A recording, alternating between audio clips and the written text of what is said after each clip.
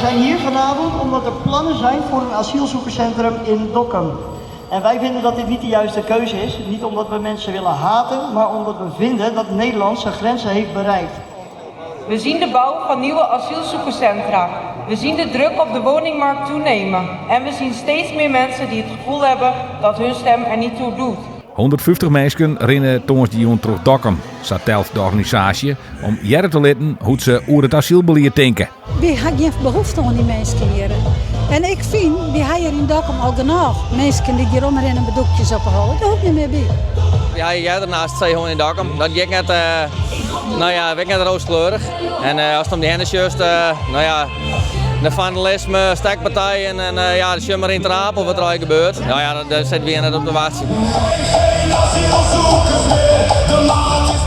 Muziek, speeches, een kleine mars wat we hebben gedaan. Nou ja goed, je ziet het, er is nu niet heel veel meer. Maar er was vanavond een aardige opkomst van mensen die hier inderdaad hun stem komen laten horen op een vreedzame manier. En het is vreedzaam geweest, het is rustig verlopen, zonder incidenten en dat is voor ons het belangrijkste. Die echte mensen die echt op een vlucht binnen, komen hier net. Die had ik geen cent voor. Mensen uit Sudan, die komen hier net. Als het echt een vluchteling ben, dan ben je welkom. Maar ik ga een hekel aan gelukzoekers. Dit jenen komen om de rots te versteren. Ik bedoel, als je vluchtje uit je land omdat er oorlog is en je creëert hier oorlog, ja, dan ben je meer op het verkeerde adres. We hoeven hier niet meer. We zijn vol.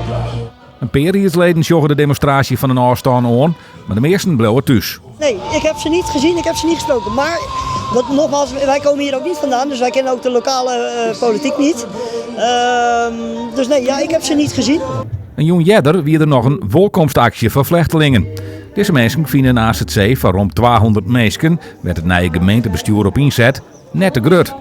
Nou ja, net gerut. Wat is net gerut? Ik bedoel, zet ze hier een vrede in de stad, ja, dan is de stad het liefst, denk ik. Dus dat was geen AZC hier? Ik wil absoluut geen AZC, nee. Ik ben misschien net een persoon die het keren kan, maar ik wil wel heel graag zien hoe het gaan. Als ik het keren kan, dan heb ik het heel graag in. Dit anti-AZC-protest ontstier op Facebook, maar waar neerse grut als onkundige en boven dat onjagen door een landelijke actiegroep uit Ter Apel. De ervaring leert gewoon uit het verleden dat het allemaal wel kleinere demo's zijn. En een enkeling die wel 2.000-3.000 man trekt, maar dat zijn maar een enkeling. Waar ligt dat dan aan? Angst.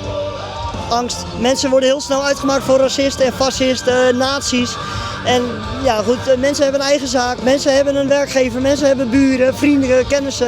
En die zijn bang dat ze een mening krijgen.